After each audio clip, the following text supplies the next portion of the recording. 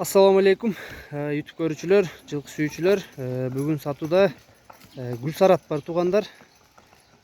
Азыр маалыматын алайлы, андан кийин көрсөтүп берели. Нурболотке ат боюнча бир маалыматты бериң, андан кийин дагы көрсөтөбүз. Ат кыргызы жылкы, кол бала, жашы 2 азый, 5 жаш. Алам дегендер болсо, мына суутуп, өзүңөр кол бала кылып тарбиялап, атка барыштары жакшы, Уруштары жакшыбы? шоктуктары жакшы болгону багуудан жакында чыкты.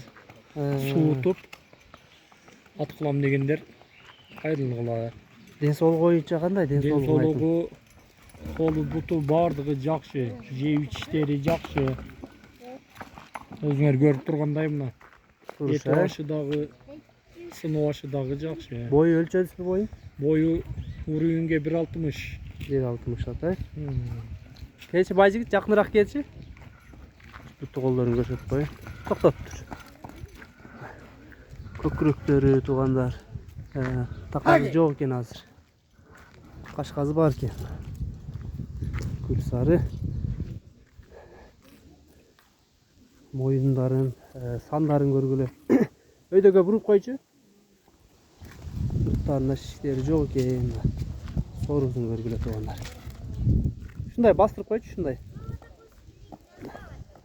Чапка аяктарынан көрсөңөр болот. Бул Гүлсараттын баазы канча? Нурболотке баазын айтың? Гүлсараттын баазы 220 да. 220 миң. Кем болобу? Кем болот. Кыргызстан доставка бар, Кыргызстан, Өзбекстан доставка бар. бар.